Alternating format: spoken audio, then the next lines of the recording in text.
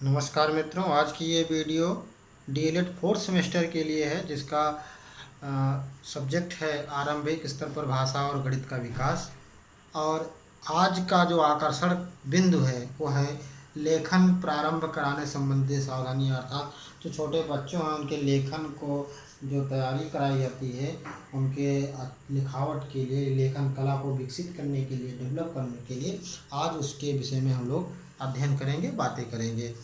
तो आइए देखते हैं कि अध्ययन या लेखन की जो सावधानी है वो कहाँ से शुरू की जाए, जिससे कि इस सावधानियों को हटा के बच्चे अच्छे, सुडौल और आकर्षक रूप से लिखित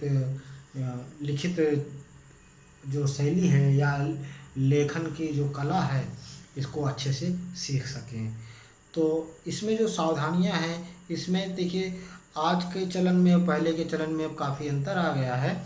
तो पहले बच्चे लकड़ी की तख्ती होती थी या स्लेट होता था, उस पर लिखते थे, जिसका आज वर्तमान स्वरूप कॉपी ने ले लिया है। तो इसमें आइए देखते हैं, स्लेट हो गया या कॉपी हो गई जो बच्चों के लिए आवश्यक है। और दूसरी चीज़ हो गई कि जो भी बच्चा लेखन कला को सीखने जा रहा है वो उसके बैठने का तौर तरीका। तीसरी चीज़ है कि जो दवात है या कलम रखने का जो साइड है या किनारा है, वो किधर पेन को या कलम को, दवात को किधर रखें। और चौथी चीज़ है कलम, जो कलम है वो कैसी है। और पांचवी चीज़ है सही और मजबूत पकड़, हाशिए। और छठी चीज़ है हाशिए का, यानी कि ऊपर नीचे और साइड में कितना, कहाँ पे हाशिया छोड़ा जाए, कितनी जगह रिक्त रखी जाए। और सातवीं चीज़ है सुलेख। और आठवीं चीज़ है सुंदर लिखे नमूने। और इन सब चीज़ों के जरिए वो बच्चा, वो बालक लिखने की कला में पारंगत हो जाता है और वो एक लेखन शैली को आकर्षित रूप में लिख सकता है। तो आइए हम इसको बारी बारी से जानते हैं।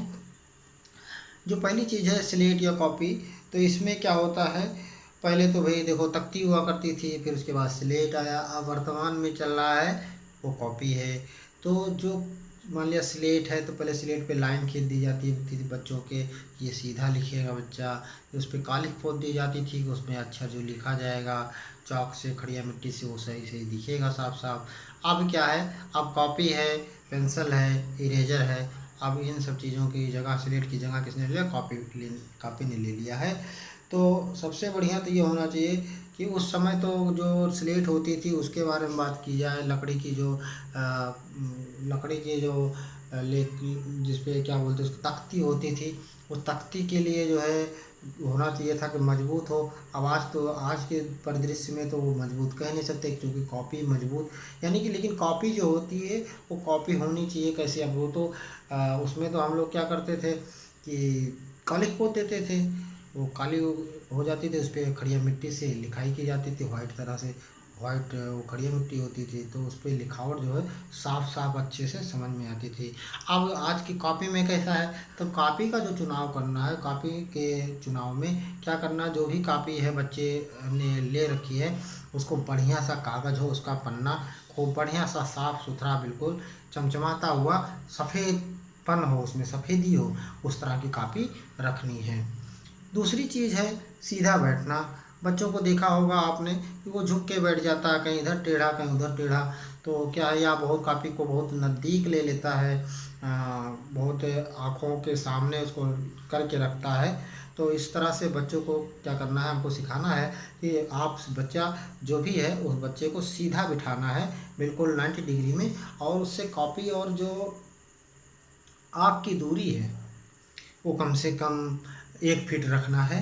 तो इस तरह से 14 इंच, कम से कम 12 से 14 इंच जो है उस बच्चे की उसको बैठाना है। और उसकी कॉपी जो है या जो भी स्लेट है, जो भी लेखन संबंधित सामग्री है, उसको जो है उसकी आँख से कम 14 इंच, 16 इंच या 12 इंच, 12 से 16 इंच के बीच में रखना है। तीसरी चीज़ आती है पेन कहाँ रखा जाए। ये पहले तो दवात होती थी। दवात में क्या है कि बच्चे सरकंडे की या लकड़ी की कलम से लिखते थे। तो दवात को अगर बाईं तरफ रखेंगे और कापी दाहिनी तरफ है, तो जब वो दवात में उसको डुबोएंगे, इंक लगाएंगे, स्याही लगाएंगे कलम में, तो क्या है उसको मान लिया कहीं पे आके वो कॉपी पे ही छू जाए, तो इसलिए क्या है टपक ना जाए कॉपी पे, इसलिए उसको कहाँ पे रखने का था, दाहिनी तरफ। यही चीज़ आज के पेन की शैली में है। पेन को भी दाहिनी तरफ रखोगे तो जल्दी से आप दाहिने हाथ से, अधिकतर बच्चे दाहिने हाथ से लिखते हैं, तो जल्दी से वो आपके हाथ में आ जाएगा। किसी तरह का कोई डिस्टर्बेंस या कोई भी अवरोध उत्पन्न नहीं होगा। चौथी चीज़ है कलम।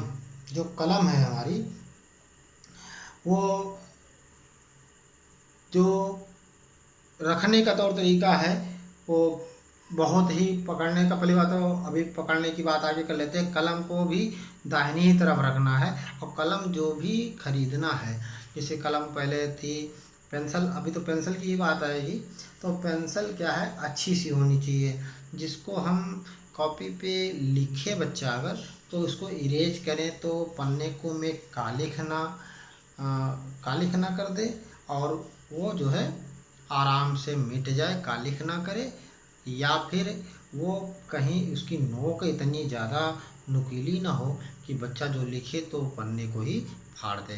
तो इस तरह से कलम जो है वो उसका सही होना बहुत ज़रूरी है। कलम की जगह हम यहाँ पे पेंसिल भी कह सकते हैं। पांचवी चीज़ आती है सही और मजबूत पकड़। कम से कम जो बच्चा पेंसिल को पकड़ रहा है, पहले तो सरकंडे की थी, अब मान लिया पेंसिल पकड़ रहा है, तो उसको दो उंगली के बीच में पहली और दूसरी उंगली को, जिसको हम तर्जनी और मध्यमा के नाम से जानते हैं, तर्जनी और मध्यमा उंगली के साथ में अंगूठे से दबा हुआ उसकी मजबूत पकड़, और नोक से कम 1 इंच या पौना इंच की दूरी पर उसको वो पेंसिल पकड़नी होनी चाहिए। वो बच्चा जिसको हम लिखना सिखा रहे हैं, सुंदर लेखन सिखा रहे हैं, उसको क्या करना, कम से कम पौना इंची से लेकर 1 इंची के ऊपर उसको नोक से पकड़ानी है।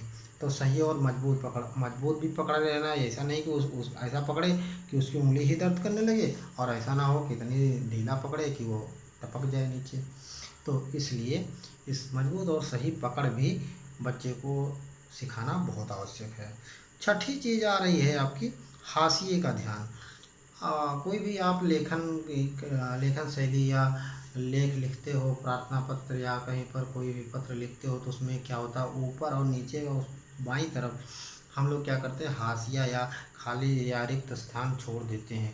तो इस तरह से बच्चे को भी हमें सिखाना है कि